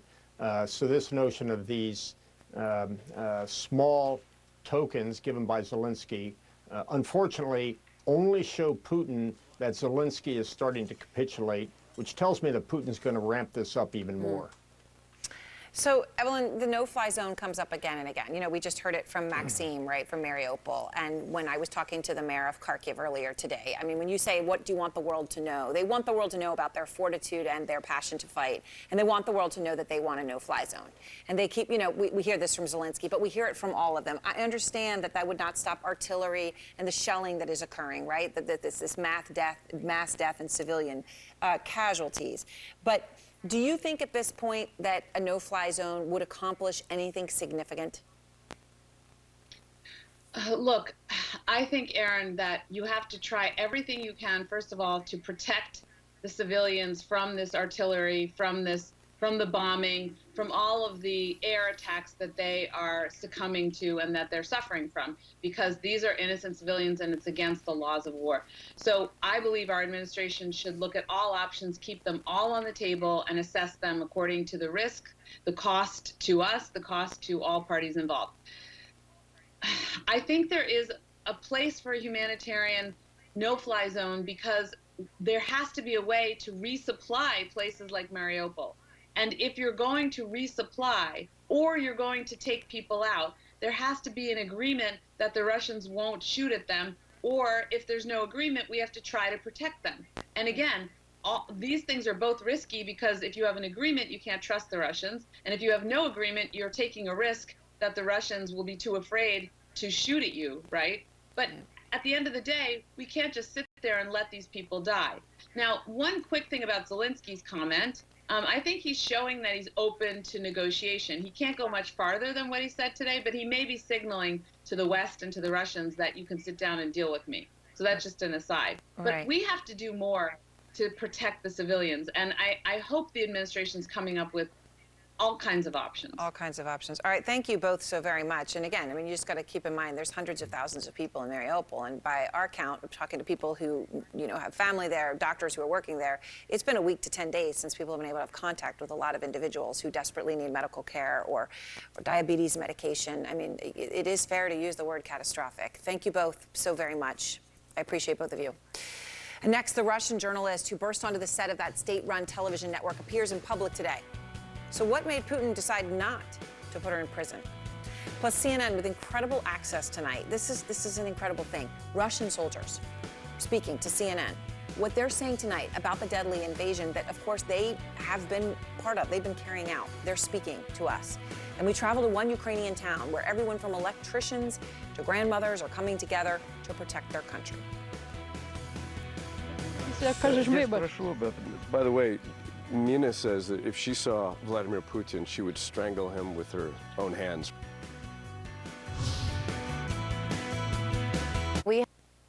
For help identifying the suspect. Tips from both cities led detectives to track down Brevard. Just how critical were the tips from the community in making this arrest? Well, it was extremely helpful. Tips came in from all over, and again, that is what public safety, true public safety, looks like. Brevard has a lengthy criminal history. His father telling NBC News, like many across the world, his son suffers from mental illness. The system has failed regarding the treatment of so many, including my son. Brevard has been charged with the 3 Washington shootings, but has not yet been charged in New York. Police here in Washington are still searching for the weapon used. Lester? Garrett Haake, thank you. Up next, is it about time for changes to daylight saving time? Plus, a new report on what happened to at a 61-degree high. Time for fraud and contempt of court. They spoke today at a hearing in the prison colony where Navalny is already serving 2.5 years for parole violations. He says the charges are bogus. A court in southern India has upheld a ban on Muslim headscarves in schools and colleges. The top court in Karnataka state ruled wearing the hijab is not an essential religious practice. The ruling comes as tensions have been rising between Muslims and Hindu nationalists. Thousands of doctors and nurses in Haiti were on strike today, protesting gang-related kidnappings. The three-day walkout began Monday in the impoverished Caribbean country after recent abductions of 2 doctors. A number of hospitals were closed, with only emergency rooms staying open. Back in this country, police interrogated a suspect in the fatal shootings of 2 homeless people and wounding of 3 others in New York and Washington, D.C. The man was arrested early today in Washington. This afternoon, the D.C. police chief said detectives have not found a clear motive. We believe that it's random. You know, I don't know that he knew these guys in New York. You know, definitely here in Washington, D.C., it's just really hard to say specifically that he actually knows these individuals or there was something that that happened before this, and we're not aware of anything like that. Police say the suspect, Gerald Brevard, once spent time in a psychiatric facility and has a criminal record. Puerto Rico's government formally exited bankruptcy today after nearly 7 years. The U.S. territory had faced more than $70 billion in debt. It underwent the largest public debt restructuring in American history. The U.S. Senate voted today to make daylight savings time permanent starting in 2023. Supporters argue that it promotes economic activity and reduces seasonal depression, among other things. The House of Representatives is considering a similar bill. The U.S. Labor Department has issued a sobering new set of inflation numbers. It says that wholesale prices jumped again in February, leaving prices at 10% over what they were a year earlier. But on Wall Street today, inflation worries faded as oil prices fell back under $97 a barrel. The Dow Jones Industrial Average gained nearly 600 points, 1.8%, to close at 33,544. The Nasdaq rose 367 points, that's almost 3%. The S&P 500 added 89, that's 2%. And public tours of the White House resume next month after more than a year's hiatus. The free tours were suspended when President Biden took office and increased pandemic protocols. Officials said today that face masks will be optional, but those who test positive should stay home. Still to come on the NewsHour, what the withdrawal of President Biden's Federal Reserve nominee means for his agenda. Americans describe the momentous mental health toll of the COVID pandemic. Doing and why, but she still faces incredible peril. How prevalent are those kind of protests, or are they increasing in number? I have been watching Russian state media for years and monitoring what happens there. I've never seen anything like it. I was incredibly stunned by her bravery. But there are cracks in the facade of the Russian state media, even though it is extremely tightly controlled by the Kremlin, where even pro-Kremlin pundits are starting to question the wisdom of invading Ukraine and calling for the bloodshed to stop.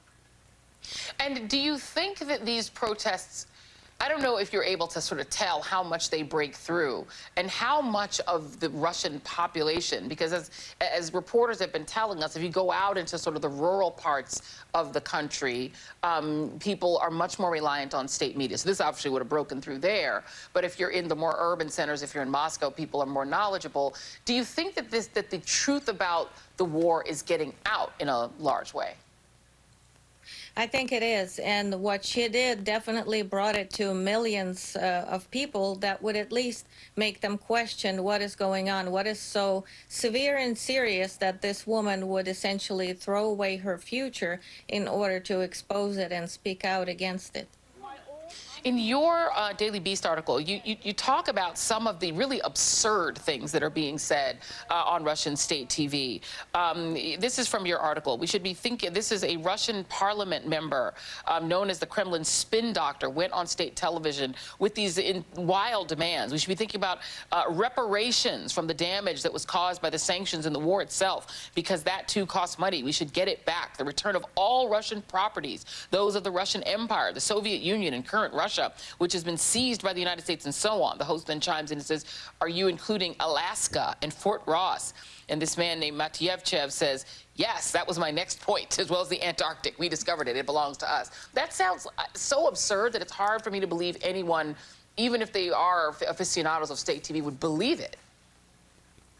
They obviously don't think too much of their audiences. It's desperation speaking. It's the same kind of desperation that caused them to impose so-called sanctions against Joe Biden and Blinken and Hillary Clinton. It's ridiculous posturing, but at the end of it, they know there's not a thing they can do to us economically, and all they could do is tell their people that are panicking about what's coming for their economy that this won't last long, that as soon as they have their so-called victory over Ukraine, the West will get over it, move on, and not only lift the sanctions, but compensate them for the damages, which is, of course, ridiculous. But there again, so is the rest of it. Do you think that the sense of financial isolation, economic isolation that is setting in Russia, where people can't use their ATM cards, the SWIFT codes don't work, where people can't even, do you think that that actually breaks through? Or is that just something that urban Russians are dealing with, and those who are dealing with it are leaving or trying to get out of the country, but that, broadly, people don't feel it?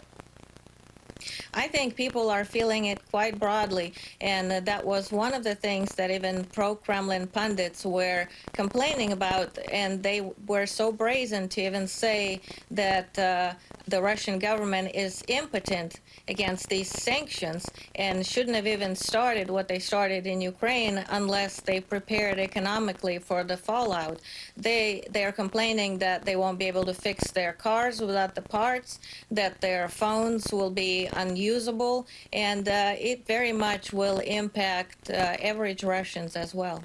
Yeah, welcome to Cuba. They're going to have to start driving current cars for the next 30 years if they keep it up like this. I wonder about whether or not we've got some nitwits on U.S. television, one network in particular, even though their own, brave journalists are out there taking risks with everyone else reporting on the war, and they're being refuted by people on places like their morning show, where a lady from the real world said, well, we should have just done what Putin said and everything would be fine. Or Tucker Carlson, who's essentially kind of become the American spokesman for Putin and Putinism. Does that break through in Russia? We've gotten a report from Mother Jones that the Kremlin is actually advising state TV to use Tucker Carlson. Do these broader U.S. pro-Kremlin voices break through as well, and what impact do you think they have? We were just talking about that very topic, actually, when they were talking about the impact of the sanctions, and there was such a doom and gloom in the studio that the host said, we might as well just lay down and die, it's all so bad. And then he said, well, to lighten up the mood, let's watch a clip of Tucker Carlson. And that was something that is so common lately. No matter which channel I monitor on the Russian state television, inevitably there will be Tucker Carlson and one of his friends telling them how smart Putin is, how he's outfoxing Biden in every step, how Russia is supposedly not going to be affected by the sanctions, and how quickly they can break Ukraine's will to resist.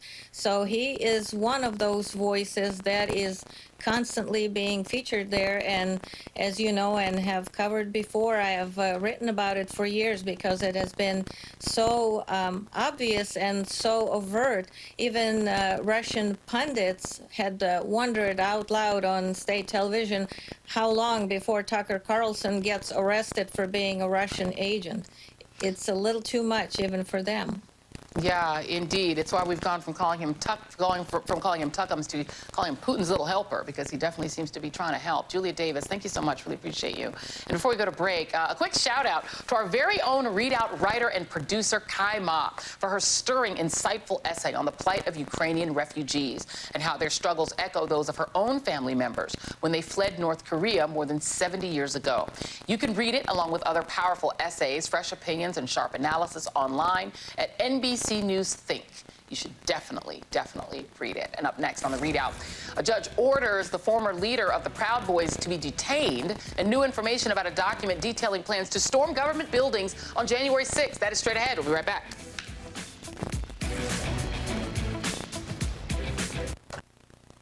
Medicine and emergency supplies for one suffering.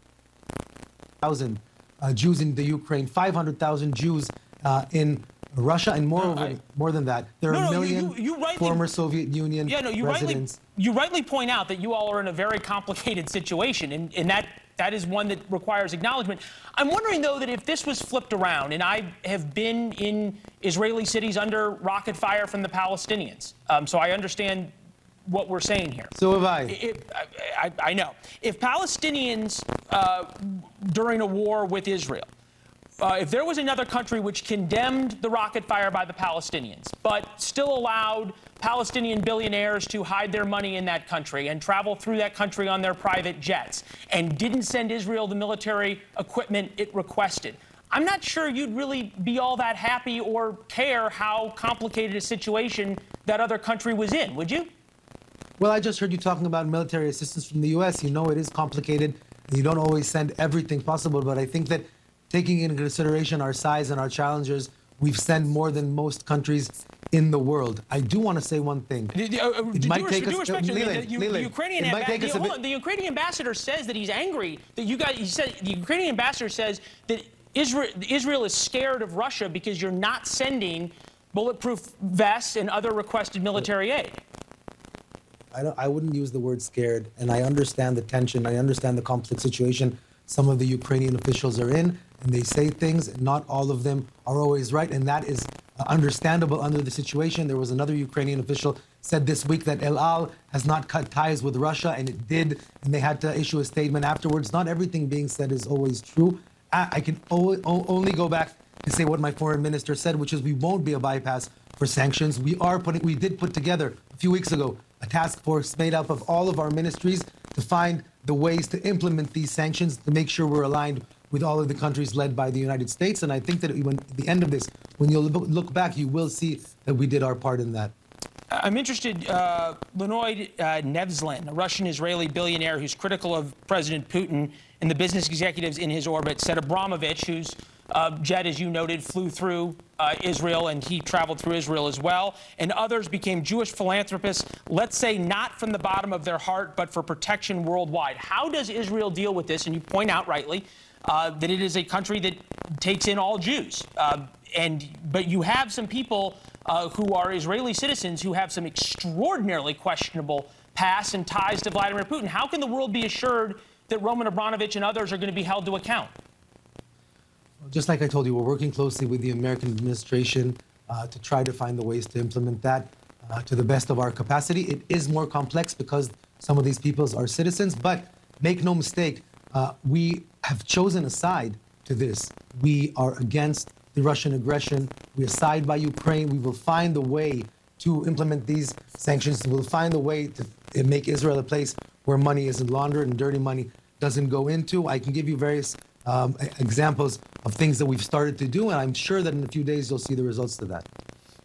Continuing on the Washington Post reporting, and this is important because there's been, even from the time that I was in Israel as a foreign correspondent, some real questions about Russian oligarchs moving dirty money through Israel. A number of wealthy Russian Jews applied for Israeli citizenship after Russia annexed Crimea from Ukraine in 2014, in part to evade resulting U.S. sanctions. In Israel, they benefited from a law exempting new immigrants from paying taxes on their income for 10 years.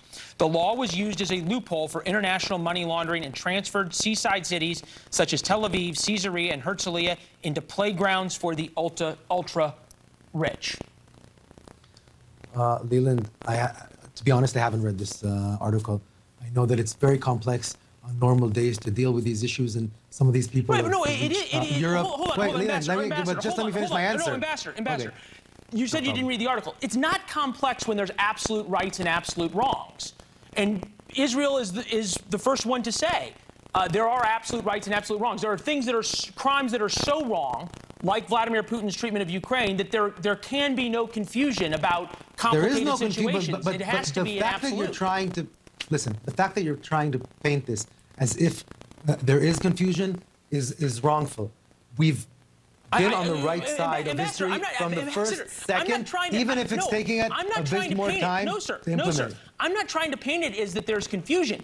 Jerusalem put up the flag of Ukraine and the flag of Russia together. We have the video. That's not confusion. Well, no, I think that was a mistake, and I think mistakes happen, and it was taken off. I personally come from Tel Aviv, and Tel Aviv put the Ukrainian flag on, and not every decision every person makes inside a country reflects the policies of the government. If you look at it on the other side, there have been numerous demonstrations led by Israelis flooding the streets, only pro-Ukraine, not just from the government, but from the people themselves that have been putting pressure, just like in other countries of the world. So if things happen that are mistakes, and I stand here and say that was a mistake, it was taken off, that shouldn't have happened, it should be disregarded as that. Things like that happen. It wasn't reflecting our policy or any formal policy. It wasn't right to do. Fair enough, and I appreciate you being willing to say that. I got one last question for you. And watched some clips of you earlier in preparing for this interview. You said that you come more from the political side than the diplomatic side, which is both honest and also informative. There's 1 million ethnic Russians inside of Israel. They are an important political bloc. Does that, A, play into the prime minister's positions on these things and how much he is restrained, or B, give you all an opportunity? It creates an obligation which reflects on the moral obligation of the state of Israel towards all Jews. There aren't 1 million Russians. There are 1 million ex-Soviet Union made up of many countries, and they all have families on both sides of this conflict. And this for them is not a faraway conflict.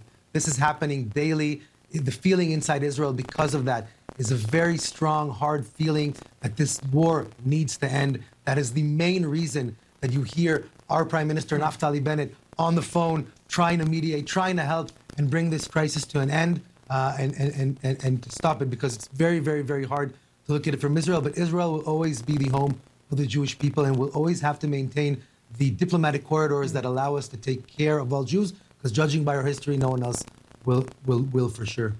That is a true statement. Fewer truer statements have ever been said on television. Ambassador, we appreciate your time. Thank you. You're welcome back anytime. Thank you very much. Thank you. We'll be right back. With Mucinex Night. Jack Keane, retired 4-star general and Fox News senior strategic analyst. All right, General, what do you make of this Polish idea for a armed peacekeeping mission? Do you think that shows a united NATO or not? It's an idea that's not going to work. Putin is not going to tolerate NATO forces under any dimension coming into Ukraine. That would lead to a war. I mean, Putin is determined to collapse this country. He's not even going to tolerate a humanitarian relief for Mariupol, as well-intentioned as it is, even if it was driven by the UN. And why is that? The simple reason is Putin's army is struggling to defeat the Ukraine military. We've been watching it now for close to 3 weeks. But where Putin is succeeding is he's attempting to defeat the Ukrainian people by slaughtering them and slaughtering them in those cities. And he is not going to let relief take place of what, for him, and this is something we have to accept, as horrible as it is, slaughtering those people is indeed a military objective for him. And he believes that by doing that, it will force the collapse of Mariupol. The leadership will eventually collapse. It will force the collapse of Kyiv. Why does he know that? Because it has worked before in Chechnya in 2000 and also for a couple of years in Syria. This is the Russian way of war. So these other ideas, as well-intentioned as they are not going to work, and Putin will not tolerate them. So we have a short window, General, before the Capitol is surrounded. And we had on General Keith Kellogg last night, who suggested, and I agreed with, that we should be sending them maybe some Patriot surface-to-air missile systems, or at least the S-300s, the Russian-made batteries, because that way they can intercept these missiles, ballistic missiles, cruise missiles. They can shoot down fixed-wing aircraft. Don't you think we have to get more of those into the country? The stockpile in the Ukraine are running really low, and they're having to ration them in the east. But if we could get some missile batteries, you know, into the capital at least, that could really protect that hostage crisis that we're about to see within the next 2 weeks or so. Yeah, there's two types of defense systems for our audience to understand. There's the Stinger missile system and other ones like that. And they go out about 3,000 meters, so that's not very far. And an aircraft has to be fairly low for them to deal with that. But it's a very effective weapon system. And when the Russians do a lot of gravity bombing, they're not guided by GPS, they have to get low. So they are vulnerable. So that is a very good system. But when you're dealing with missiles, ballistic cruise missiles, and you're also dealing with high-performing aircraft that are dropping GPS bombs from altitude, the Stinger cannot defeat that. So that's when you need a more sophisticated defense system that's controlled by radar and has command and control. I don't believe we'd ever give them Patriots, because there's things in our Patriots that we don't want them to have. But there's Su-100s, 200s, and 300s that they have been asking for, Jesse, and we haven't been giving them in a degree that we should. And they know how to protect it, because they still have some of their original systems alive. And that would absolutely have a significant impact on these aerial bombardments of the cities. And for the life of me, I don't know why we're not more aggressive with doing this. I mean, the mission for us and NATO is not to prevent World War III or an expansion of the conflict.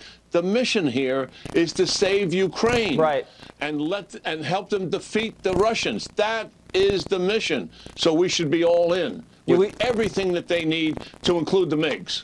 Yeah, I mean, and this very thing. Yeah, indeed. There's nothing more dangerous than a dangerous, stupid, more dangerous than a stupid and armed person. But we will just leave it there. Harry Litman, thank you very much. Up next, what is the Wagner Group? Officially, this shadowy... Steyer says matters.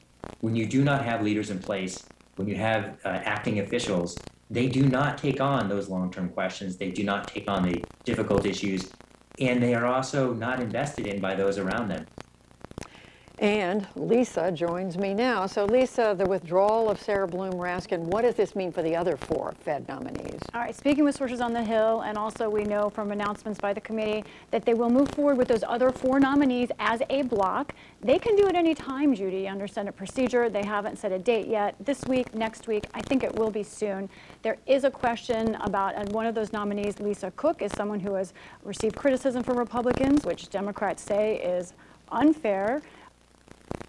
Business plan for the low means getting lower rates on loans. Observations. You know, that is... It's not clear. Meanwhile, the White House is fighting back today, at least in its words. This is what we heard from President Biden today in a statement. He wrote about the withdrawal of Lisa Bloom Raskin. Senate Republicans are focused on amplifying these false claims and protecting special interests, more focused on that than taking important steps toward addressing inflation and lowering costs for the American people. Now, Republicans say, no, these were substantive issues. It's a major debate, but we know for sure it has become harder to pass nominees in the U.S. Senate. Now, Democrats did lose one of their own, Joe Manchin, as reported early, so it wasn't just Republicans. But this is a boiling up issue that is affecting how government operates. And Lisa, you touched on this in your report, but why have these fights over nominations become so protracted? You know, I spent a lot of time thinking about this. I think there's 2 reasons. The one that is more tangible. These nominees have become a source of political capital in some sense. It's politicization because some of these members are speaking to their base about opposing these nominees. Senator Ted Cruz, for example, someone on the Hill said it was performative of him, for example, when he goes after a nominee in the hearing, rather than actually substantive. That's the tangible. But intangibly, Judy, I think there is also a search, sort of a philosophical question for Republicans at this moment. They're divided. What is their agenda? What are they for? It's much easier to be against something or someone, and that takes the form of nominees and blocking them. That's a lesson we've seen again and again. Lisa Desjardins, thanks very much. Check out HyVeeDeals.com for more deals. This progress, bending to politically motivated interest groups. Comfort and energy. Find your relief.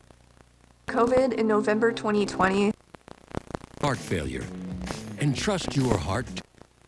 Millions of people in China put on COVID lockdown. That's not the story we're telling you about. What that's going to mean in the United States for rising prices and empty store shelves 2 years into the pandemic. Get ready for round 2 when we come back.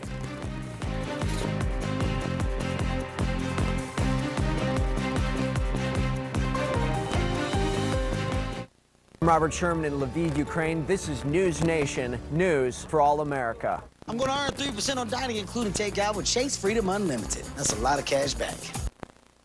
By your office or visit fsbohomes.com to experience the way selling a home should be.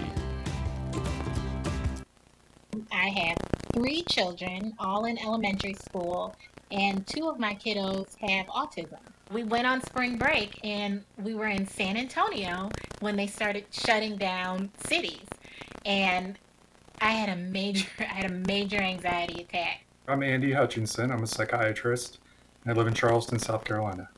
I'm supposed to know how to deal with this, how to navigate it, how to do the right things, how to meditate, how to run, how to take care of myself so that I don't experience depression. And yet there are times, even when you know all the things, that you may still struggle with depression, as I have. I think what was different was that I felt like after all this happened, like in Atlanta with, the really horrible tragedy that happened there, I just saw an influx of Asian clients in general.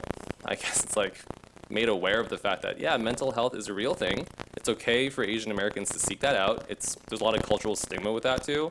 I ended up calling my therapist and I was like, hey, I'm having a hard time. Like mid-March, after things had shut down, I was like, I really think that this is going to be a problem. She gave me some meditation strategies, and she said, now might be the time that we need a psychiatrist. So before COVID, I was sort of thriving. I was teaching mindfulness groups, and that switched online and kind of petered out, and my motivation to do that kind of went away. I was exercising. I was gardening a lot. I was a voracious reader, so I ordered more books than I could get through just because I loved having books. And I noticed some of those things started dropping away, and I noticed I was sitting on the couch more, and I was finding myself sort of apathetic about all these things that I was passionate about. And it struck me, and I was like, what's going on? Like, have I just lost interest in everything? I've seen a lot of people who've dealt with depression, definitely a lot of like isolation, which kind of breeds a lot of that. We're meant to be social. Anxiety for sure. I mean, for a lot of clients that I've had that have OCD, this whole pandemic has been really triggering for them. She gave me the contact information for a psychiatrist, and I called her and I met with her virtually, and she was like, yeah, we're gonna take some medicine for this, and then when this whole pandemic thing dies down, then we can wean you off. And I was like, okay, that's great, because it should be over soon, right?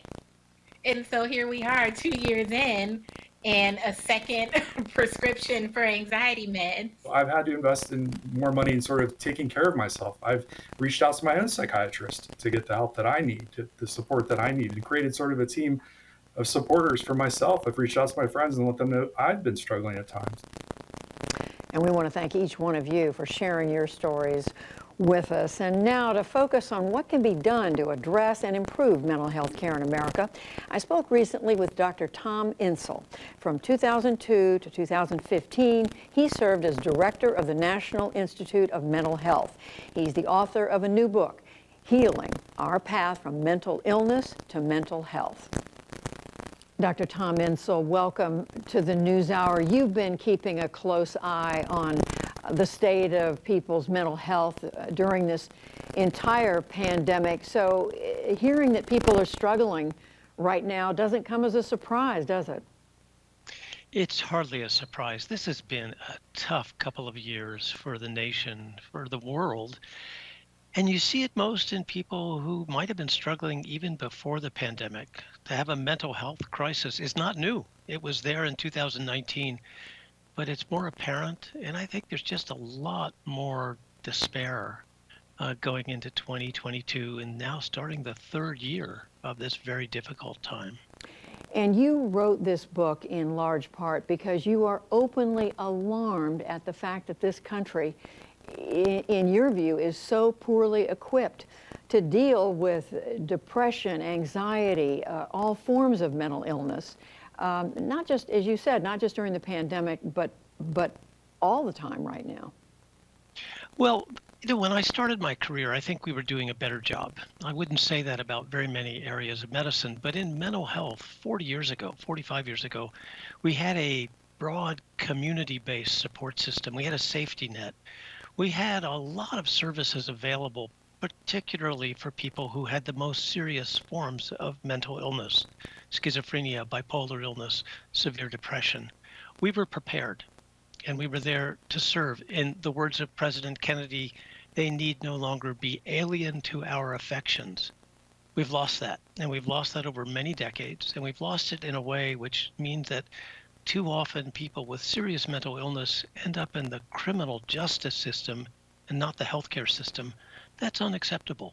And it's not as if people haven't been paying attention to this. And as we point out, you yourself, you were leading the country's institute, the National Institute of Mental Health, for what, 13 years, from what, 2002 to 2015. You surely were looking at these problems then. We were, but you know, the National Institute of Mental Health does a spectacular job of research, and they go after the science of mental health. The problem here, the problem of incarceration, of homelessness, of early mortality for people with serious mental illness, that's actually not so much a scientific problem. And that was the discovery of my book. You know, in the book I was trying to figure out why with so much progress in science have we seen increases in suicide, increases in overdose deaths, increases in morbidity and mortality for people with mental illness? And the answer is not in the science. It's not even in the care system. It's in the lack of a safety net. It's in the ways in which we do not provide for those people who can't provide for themselves. And that's the big tragedy, because we know what to do. We can help people with these illnesses. We have good treatments. We don't need to research that part, but we need to implement the sorts of treatments that NIMH and others have developed so that people can recover. And they can if we do this right, but we're not doing it right. And what does that mean to implement it? I mean, what exactly are some of the things that in your view, need to happen now? Well, to some extent, you have to fix a broken healthcare system. And that means ending a lot of the fragmentation, the way that people are paid for what I call a crisis-driven sick care system, not for a healthcare system. So changing the incentives in our care system. But you know, the thing that I think I learned most in working on this book was if we really care about mental health, it's about more than mental health care. We have to think beyond healthcare. We have to think about what I call the 3 Ps, people, place, and purpose, how we help people with these disorders to actually build a life.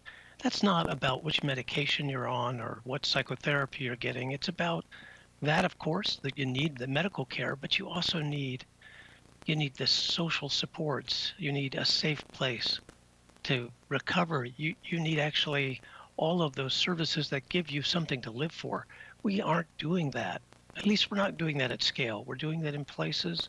We need to do that far better as a nation if we want to see people with mental illness truly recover. And for people who are watching Tom Insel who say, okay, I'd like to help in some way, what can individuals, is there anything individuals can do?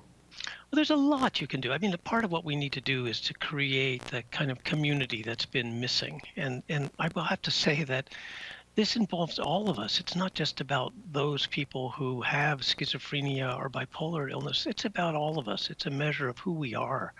We once did this. We used to have the kind of social fabric and the social services and the safety net that we've allowed to really get shredded. So part of what I'm talking about is political action, and I think we need a social movement for mental health, which is what I'm trying to start with this book, very much the way that Vice President Gore tried to start the movement for climate with Inconvenient Truth. This is the inconvenient truth for the mental health crisis.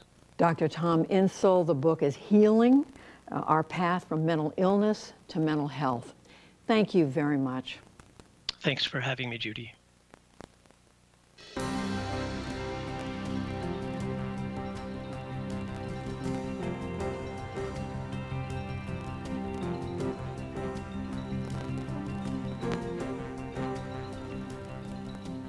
On the NewsHour Online, a court case is detailing the damage done by Arizona's privatized health care within its prison system. We take a look at what the ongoing case could mean for prison systems across the U.S. You can find that story at pbs.org/newshour. And help.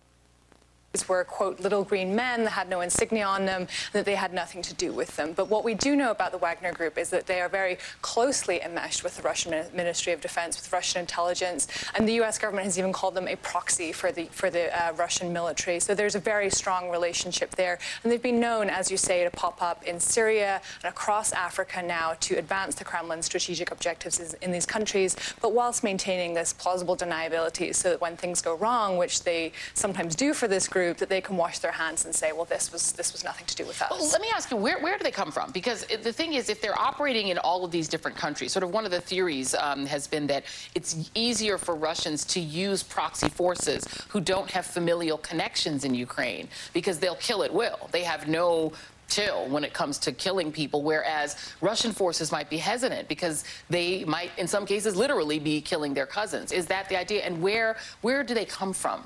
Well, the vast majority of the Wagner forces, as far as we know, are also Russian themselves. They tend to be a little bit older than your average conscript. They're kind of in their late 30s and 40s.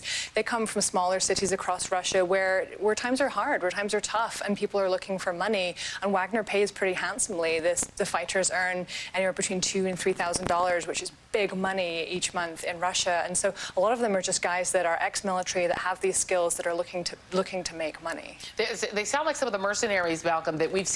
You know, there are groups in the United States that I guess have the same kind of background. How could they theoretically be used? Because it does seem that the Russian sort of force is kind of spent in the sense that they can get around the country, wreak a lot of havoc, but they can't seem to take and hold, especially the capital, or hold a lot of territory. How might they use these forces? Well, you have to understand, the Russians thought up this concept, or Yevgeny Prigozhin thought up this concept to give Russia their version of Blackwater, right? That's the Eric Prince-led mercenary group that was operating out of North Carolina, then moved to China, United Arab Emirates, where I was living near Eric Prince for some time. And I'd seen some of these people. It's the precursors to Wagner. You know, full disclosure, I worked in Iraq at one point in the late 2010s, and we provided support to Lukoil. And there was this militia-styled group that was providing deeper security for Lukoil than the regular security guards. Very tactical, very heavy. And they kept popping up in other places. Libya, for example, which happened after 2014. These are deniability forces. And what they really are, and proxy is a good word, but what they really are is they are subcontractors to the Russian Military Intelligence Agency, the GRU. This allows them to also cross-connect with the SVR, the Russian Intelligence Agency, their clandestine service, and to just operate out in public. For example, one interesting thing, they not only